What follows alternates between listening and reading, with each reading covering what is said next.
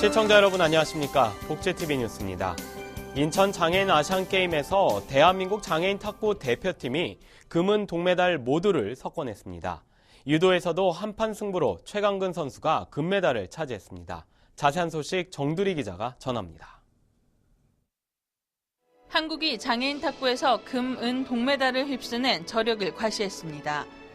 지난 22일 송도 글로벌대학에서 펼쳐진 2014 인천 장애인 아시아 경기대회 탁구 TT4 결승전에서 김영건 선수가 최일상 선수를 만나 승리를 거두며 금메달을 목에 걸었고, 여기에 동메달을 획득한 김정길 선수까지 탁구 강국다운 모습을 톡톡히 알렸습니다. 서로의 장점과 약점을 잘 알고 있는 국가대표 한솥밥 식구들의 결승전. 동료이자 경쟁자인 이들의 경기는 팽팽했습니다.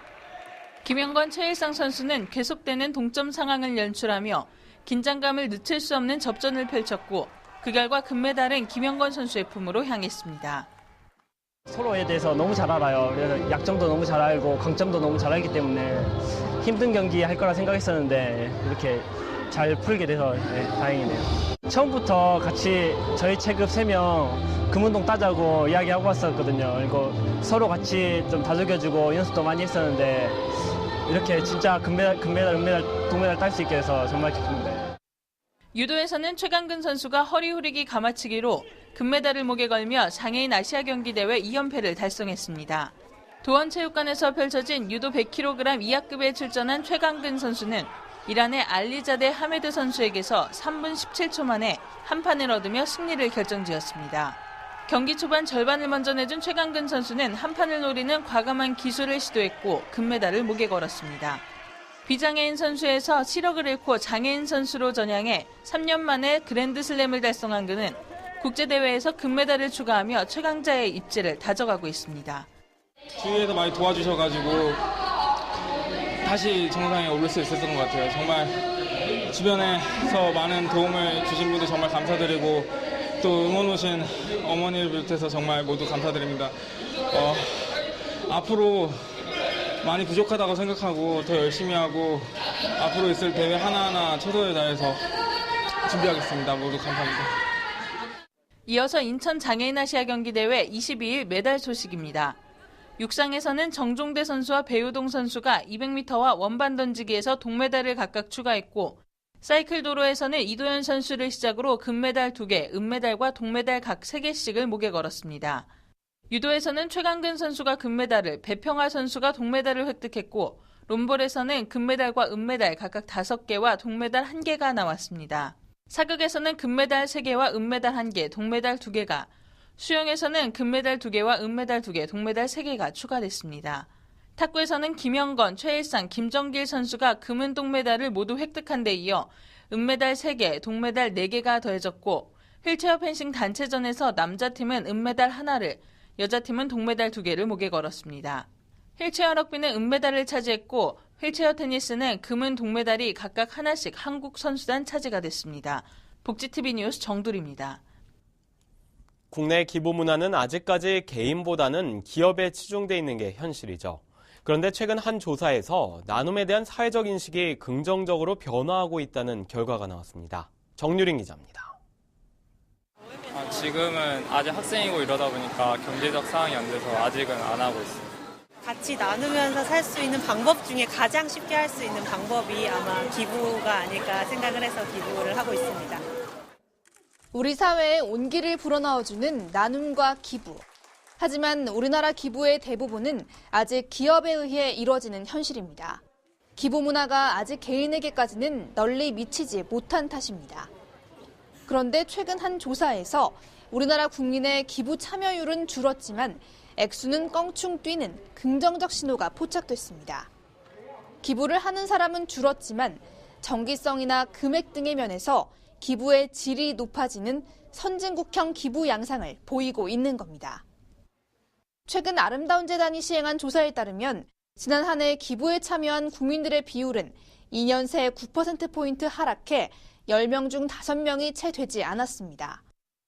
본인 유산에 대해 기부 의향이 있다는 응답 또한 2011년 12.5%에서 지난해 9.1%로 다소 낮아졌습니다. 하지만 조사 결과 고무적인 분위기도 감지됐습니다. 개인이 자선단체나 종교단체 등에 낸 평균 기부액이 32만 1,000원으로 2011년 대비 10만 2천 원가량이나 늘어난 겁니다. 전문가들은 앞으로 기부 문화의 활성화를 위해 법과 제도를 손보는 것은 물론 우리 국민의 나눔에 대한 인식이 개선돼야 한다고 지적합니다. 일일이 이제 등록을 하는 절차를 거쳐야 되고 어떤 것들이 빠졌을 때 제재를 받는 이런 좀 불리함이 있습니다. 그래서 이런 법 제도적인 측면에서 좀 개선이 필요할 것 같고요. 이런 본인의 기부가 결과적으로 사회에 좋은 영향을 미치고 그것이 나에게 다시 되돌아온다는 걸 인식하고. 아직은 초기 단계라고 할 수 있는 우리 사회의 기부 문화. 기업들의 사회공헌 활동은 물론 한 사람의 지속적인 나눔 활동이 다른 어려운 이들에게 큰 힘이 될 수 있다는 인식의 확산이 절실합니다. 국제TV 뉴스 정유림입니다. 세월호 사고 후 첫 재난사고 대비 종합훈련이 열렸습니다. 지자체에서 발생 확률이 높은 사고 유형과 이를 접목시킨 대형 재난사고 훈련이었습니다. 서울 강서구의 한 대형 건물 앞에서 싱크홀이 발생한 훈련 상황입니다. 집안이 침하되면서 지나가던 행인 3명이 추락했고 집안 침하와 동시에 도시가스 배관이 파열돼 고압의 가스와 화재가 발생해 다수의 인명피해가 발생한 상황. 잠시 후 구조대와 구급대가 사고 현장에 도착해 화재 구조와 함께 현장 지휘소를 가동합니다. 서울 강서소방서가 21일 민관군 합동 재난사고 대비 긴급 구조 종합훈련을 실시했습니다.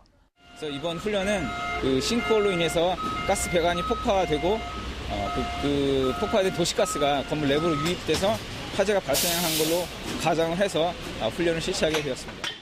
전문가들은 얼마 전 발생한 경기도 성남 판교 환풍구 사고에서 볼 수 있듯이 도시가 발달하면서 우리 사회의 위험 요소는 더 커지고 복잡해지고 있다고 설명합니다. 일상 안전에 대비한 세세한 안전관리까지 국가가 법으로 모두 규제하기가 힘든 상황 속에서 지자체 중심의 사고 유형별 훈련은 안전을 철저히 대비할 수 있는 방법 중 한 가지일 것입니다. 올해 들어 잇따라 발생한 대형 재난사고로 유독 많은 인명피해가 발생했는데요. 혹시 나도 피해자가 되지 않을까 하는 국민들의 불안감이 커지고 있습니다. 박고은 아나운서입니다. 경주 마우나 리조트 붕괴, 세월호 침몰사고, 판교 환풍구 추락사고까지 올해 들어 유독 생각지 못한 대형 사고가 잇따르면서 국민들은 극도의 불안감을 느끼고 있습니다. 갑자기 도로가 푹 꺼지는 싱크홀.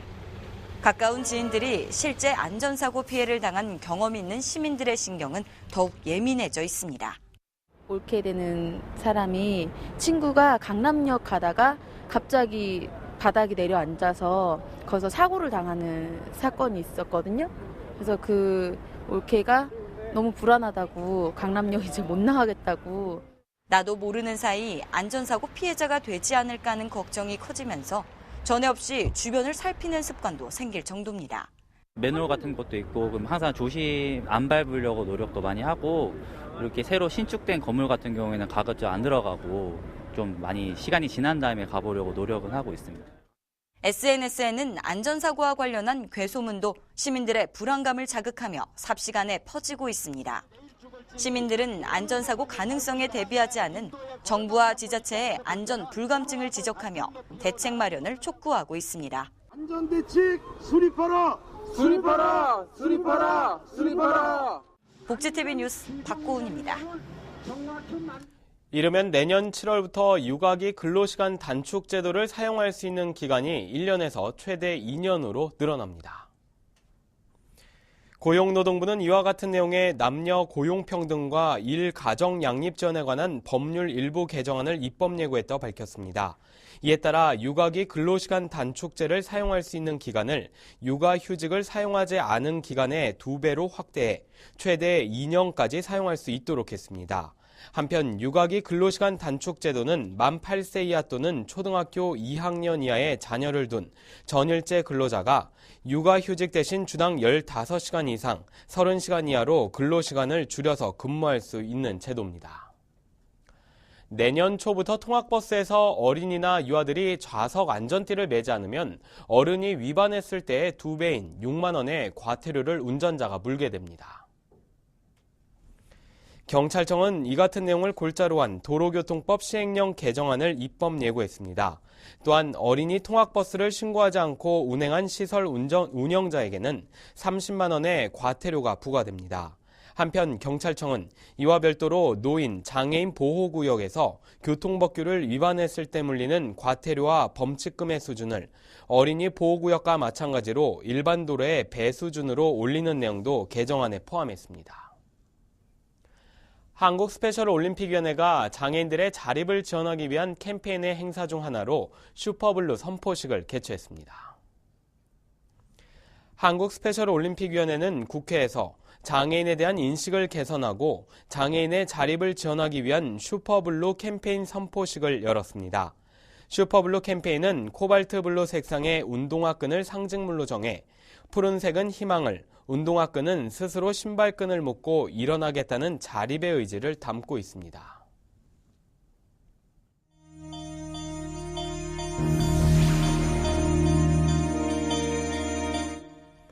이어서 간추린 뉴스를 전해드립니다. 국민체육진흥공단은 2014 인천장애인 아시안게임에 참가 중인 우리나라 선수단에게 경력금 1,000만 원을 전달했습니다. 공단은 지난 22일 사격 경기가 열리는 인천 옥년 국제사격장을 찾아 우리 선수들의 선전을 기원하며 김낙한 한국선수단장에게 경력금을 전했습니다. 국민권익위원회가 24일 오전 10시부터 오후 4시까지 강원도 평창군청에서 국민을 대상으로 이동신문고를 운영합니다.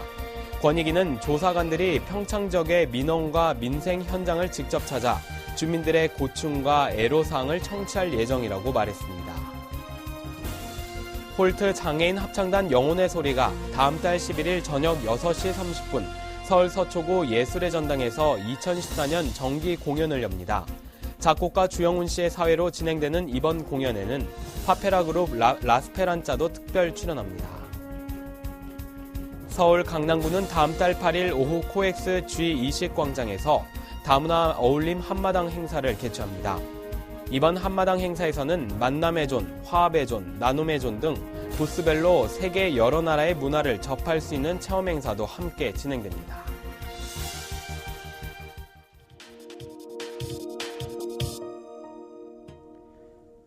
무심코 받은 건강검진에서 암과 같은 질환을 조기에 발견한다면 다행일 텐데요. 이번 주 건강해지는 팁에서는 내게 필요한 항목만 콕콕 골라서 선택하고 불필요한 항목은 줄이는 방법을 알려드립니다. 박고은 아나운서입니다. 건강검진에서 검진 항목을 선택할 때 기억해야 할 3가지가 있습니다. 가족력, 자신의 병력, 나이대입니다. 대장암, 위암, 유방암, 폐암 등은 가족력이 뚜렷해 가족력이 있다면 이들 암의 조기 발견이 목표입니다. 대장암이나 위암 가족력이 있다면 내시경을 20대부터 시작하는 게 바람직한데요.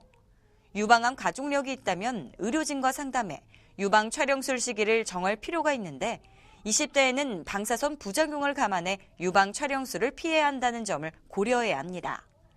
전문의들은 55세가 넘고 폐암 가족력이 있다면 해마다 저선양 흉부 CT를 하는 것을 권장합니다. 안전한 검진을 받으려면 자신의 병력을 의료진에게 정확하게 알리는 것은 필수입니다. 내시경 검사를 받을 계획이 있으면 아스피린, 와파린과 같은 출혈 위험이 높은 약물들을 주치의와 상의해 중단해야 합니다. 조영제를 마셨다가 두드러기, 호흡곤란이 나타났다면 이런 사실을 알려야 불의의 사고를 막을 수 있습니다. 검진이 가장 강조되는 나이대는 40대 이후. 40대부터는 심혈관계 질환과 암 정밀 검진이 매우 중요한데 흉부 CT 촬영을 하면 암은 물론 대동맥 질환 검진도 가능합니다. 남성은 전립선암 여부를 알 수 있는 전립선 특이항원 검사를, 폐경 여성은 골밀도 검사를 각각 추가해야 합니다. 60대로 접어들었다면 뇌졸중과 알츠하이머, 파킨슨병과 같은 노인들이 잘 걸리는 질환들에 대한 검진을 받는 것이 중요합니다. 연령대에 맞춘 위험 질환과 병력, 가족력을 통한 맞춤 검진으로 건강 지키기 기억해 주시기 바랍니다. 인천 장애인 아시안게임 한국 대표팀이 종합 2위를 굳히기 위해 마지막까지 최선을 다하고 있는데요. 이번 장애인 아시안게임에 대한 마지막 경기와 폐막식에 대해서도 국민 모두의 응원과 관심 부탁드립니다. 이상으로 복지TV 뉴스를 마칩니다. 시청해주셔서 고맙습니다.